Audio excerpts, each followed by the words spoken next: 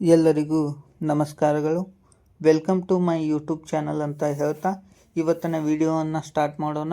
ನಾವು ನಿನ್ನೆಯ ದಿನ ಅರುಣಾಚಲ್ ಪ್ರದೇಶ ರಾಜ್ಯದ ಬಗ್ಗೆ ಸಂಪೂರ್ಣ ಮಾಹಿತಿಯನ್ನು ಪಡೆದುಕೊಂಡಿದ್ದೇವೆ.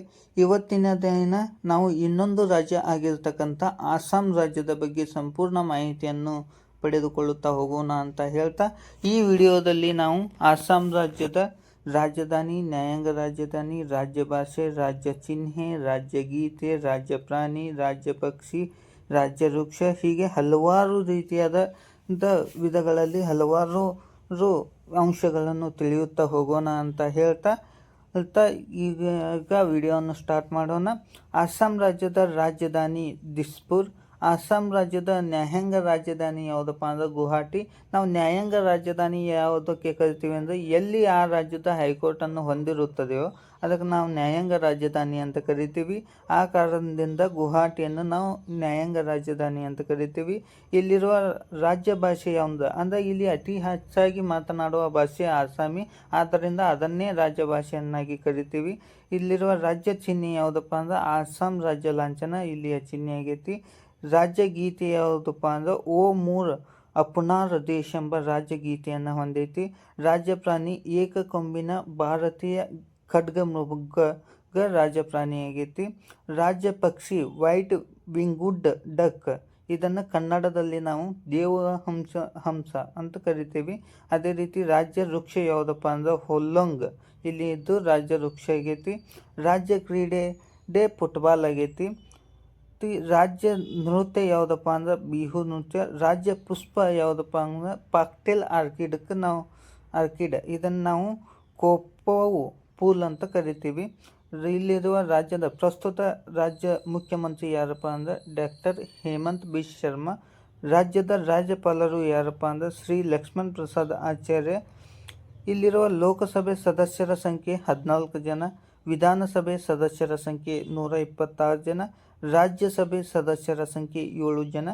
ಇಲ್ಲಿರುವ ಪ್ರಮುಖ ನೃತ್ಯಗಳು ಯಾವಪ್ಪ ಅಂದ್ರೆ ಬಿಹು ನೃತ್ಯ, ಸತ್ರಿಯ ನೃತ್ಯ, ಬಾಗುರಂಬ ನೃತ್ಯ, ಜೂಮರು ನೃತ್ಯ, ಬೊಟಾಲ ನೃತ್ಯ ಹೀಗೆ ಹಲವಾರು ಪ್ರಸಿದ್ಧ ನೃತ್ಯಗಳನ್ನು ಹೊಂದೈತಿ.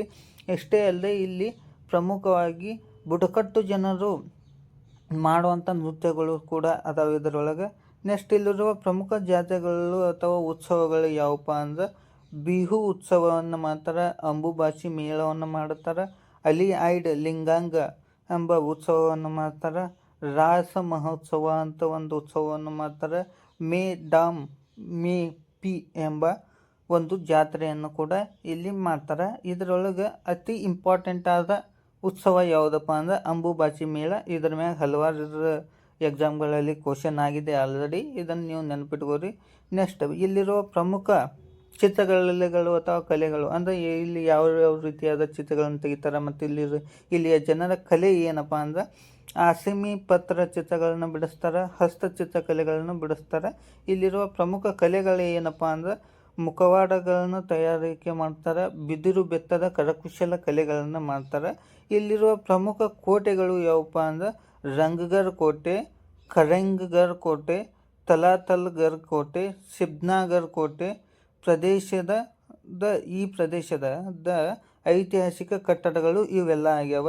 ಇಲ್ಲಿರುವ ಪ್ರಮುಖ ಗುಹೆಗಳು ಯಾವಪ್ಪ ಅಂದ್ರೆ ಉಯಿಯಾಮ್ ಗುಹೆಗಳು, ಜೋರ್ ಹುಮಾ ಗುಹೆಗಳು, ಜೇಕಲ್ ಗುಹೆಗಳು, ಕೆಪ್ಟಿಮ್ ಗುಹೆಗಳು, ಜೋಗಿ ಗೋಪಾ ಗುಹೆಗಳೆಂಬ ಗುಹೆಗಳನ್ನ ಇದು ಹೊಂದೈತಿ. ಈ ರಾಜ್ಯದಲ್ಲಿರುವ ಪ್ರಮುಖ ರಾಮ್ಸರ್ ತಾಣ ಯಾವುದಪ್ಪ ಅಂದ್ರೆ ದೀಪೋರ್ ಬಿಲ್ ಎಂಬ ರಾಮ್ಸರ್ ತಾಣವನ್ನು ಕೂಡ ಈ ರಾಜ್ಯ ಹೊಂದಿದೆ. ಇಲ್ಲಿರುವ ಪ್ರಮುಖ ಬುಡಕಟ್ಟು ಜನಾಂಗಗಳು ಯಾವಪ್ಪ ಅಂದ್ರೆ ಬೋಡೋ ಬುಡಕಟ್ಟು ಜನಾಂಗ, ಮಿಸ್ಸಿಂಗ್ ಬುಡಕಟ್ಟು ಜನಾಂಗ, ದೇವರಿ ಬುಡಕಟ್ಟು ಜನಾಂಗ, ರಾಂಬಾ ಬುಡಕಟ್ಟು ಜನಾಂಗ, ತೀವಾ ಬುಡಕಟ್ಟು ಜನಾಂಗ, ಕಾಬ್ರಿ ಬುಡಕಟ್ಟು ಜನಾಂಗ, ದಿಮಾಸಾ ಬುಡಕಟ್ಟು ಜನಾಂಗ, ಸೋನಾವಾಲ ಕಚಾರಿ ಬುಡಕಟ್ಟು ಜನಾಂಗ, ಗಾರೋ ಬುಡಕಟ್ಟು ಜನಾಂಗ, ಕಾಸಿ ಬುಡಕಟ್ಟು ಜನಾಂಗ ಹೀಗೆ ಇವಿಷ್ಟೇ ಅಲ್ಲದೆ ಹಲವಾರು ಬುಡಕಟ್ಟು ಜನಾಂಗಗಳನ್ನು ಈ ರಾಜ್ಯದಲ್ಲಿ ವಾಸವಾಗಿದ್ದಾರೆ.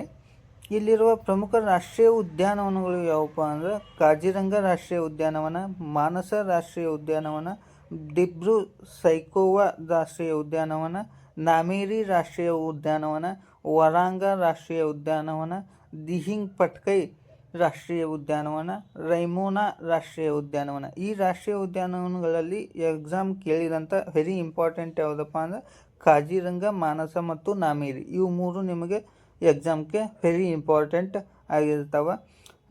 ಮುಂದುವರೆದ ಭಾಗ, ಈ ರಾಜ್ಯವನ್ನು ಏನಪ್ಪ ಅಂದ್ರೆ ಅಸ್ಸಾಂ ರಾಜ್ಯವನ್ನು ಸುತ್ತುವರೆದ ರಾಜ್ಯಗಳು ಯಾವಪ್ಪ ಅಂದ್ರೆ ಅರುಣಾಚಲ್ ಪ್ರದೇಶ, ನಾಗಾಲ್ಯಾಂಡ್, ಮಣಿಪುರ್, ಮಿಜೋರಾಂ, ತ್ರಿಪುರಾ, ಮೇಘಾಲಯ ಮತ್ತು ಪಶ್ಚಿಮ ಬಂಗಾಳದೊಂದಿಗೆ ಇದು ತನ್ನ ಗಡಿಯನ್ನು ಹಂಚಿಕೊಂಡೈತಿ. ಅಷ್ಟೇ ಅಲ್ಲದೆ ಇದು 2 ದೇಶಗಳೊಂದಿಗೆ ತನ್ನ ಗಡಿಯನ್ನು ಹಂಚಿಕೊಂಡೈತೆ. ಯಾವ್ಯಾವ ದೇಶಗಳೊಂದಿಗೆ ತನ್ನ ಗಡಿಯನ್ನು ಹಂಚಿಕೊಂಡೈತೆ ಅಂದರೆ ಭೂತಾನ್ ಮತ್ತು ಬಾಂಗ್ಲಾದೇಶದೊಂದಿಗೆ ತನ್ನ ಗಡಿಯನ್ನು ಕೂಡ ಹಂಚಿಕೊಂಡೈತೆ ಅಂತ ಹೇಳ್ಬೋದಾಗಿದೆ. ಇದುವರೆಗೂ ನಾನು ಅಸ್ಸಾಂ ರಾಜ್ಯದ ಸಂಪೂರ್ಣ ಮಾಹಿತಿಯನ್ನು ನಿಮ್ಮ ಮುಂದೆ ಇಟ್ಟಿದ್ದೇನೆ. ಇದೇ ತೆರನಾಗಿ ನಾಳೆಯ ದಿನ ಇನ್ನೊಂದು ರಾಜ್ಯದೊಂದಿಗೆ ನಿಮ್ಮೊಂದಿಗೆ ನಾನು ಚರ್ಚಿಸಲು ಬರುತ್ತೇನೆ ಅಂತ ಹೇಳ್ತಾ, ಈಗ ನಮ್ಮ ಚಾನಲನ್ನು ಯಾರು ಸಬ್ಸ್ಕ್ರೈಬ್ ಇನ್ನೂ ಮಾಡ್ಕೊಂಡಿಲ್ಲ ಸಬ್ಸ್ಕ್ರೈಬ್ ಮಾಡ್ಕೊಳ್ಳಿ. ನಾನು ದಿನದಿಂದ ದಿನಕ್ಕೆ ನಿಮಗೆ ರಾಜ್ಯವಾರು ವಿಶೇಷತೆಗಳನ್ನು ತಿಳಿಸುತ್ತಾ ಹೊಂಟಿದ್ದೇನೆ. ಈಗ ಆಲ್ರೆಡಿ 3 ರಾಜ್ಯಗಳು ಮುಗಿದಂತಾಯಿತು ಇವತ್ತಿಂದ ಹಿಡಿದ. ಅದೇ ಥರನಾಗಿ ಇನ್ನೂ ನೆಕ್ಸ್ಟ್ ವಿಡಿಯೋಗಳನ್ನು ನನಗೆ ಮಾಡಲು ಸ್ಫೂರ್ತಿ ಬೇಕಂದರೆ ನಿಮ್ಮ ಸಬ್ಸ್ಕ್ರೈಬ್ ಮಾತ್ರ ನನಗೆ ಸ್ಫೂರ್ತಿಯನ್ನು ಕೊಡಲು ಸಾಧ್ಯ ಅಂತ ಹೇಳ್ತಾ, ನಿಮಗೆ ಇಷ್ಟ ಆಗಿದೆ ಲೈಕ್ ಮಾಡಿ, ಶೇರ್ ಮಾಡಿ, ಸಬ್ಸ್ಕ್ರೈಬ್ ಮಾಡಿ ಇಟ್ಕೊಳ್ಳಿ ಅಂತ ಹೇಳ್ತಾ ಇವತ್ತಿನ ವಿಡಿಯೋವನ್ನು ಇಲ್ಲಿಗೆ ಮುಗಿಸ್ತಾ ಇದ್ದೀನಿ. ಧನ್ಯವಾದಗಳು. All the best for your examination. ಈಗ already RRB D group exam ನಡೆದಿದ್ದರಿಂದ ಅದನ್ನು ಬರೀತಿರೋರಿಗೆಲ್ಲರಿಗೆ ಆಲ್ ದ ಬೆಸ್ಟ್ ತಿಳಿಸ್ತಾ ಇದ್ದೀನಿ. ಧನ್ಯವಾದಗಳು. ಇಲ್ಲಿಗೆ ಈ ವಿಡಿಯೋವನ್ನು ಮುಗಿಸ್ತಿದ್ದೀನಿ. ಪ್ಲೀಸ್ ದಯವಿಟ್ಟು ಎಲ್ಲರೂ ಸಬ್ಸ್ಕ್ರೈಬ್ ಮಾಡ್ಕೊಳ್ಳಿ ಅಂತ ಹೇಳ್ತೀನಿ. ಧನ್ಯವಾದಗಳು.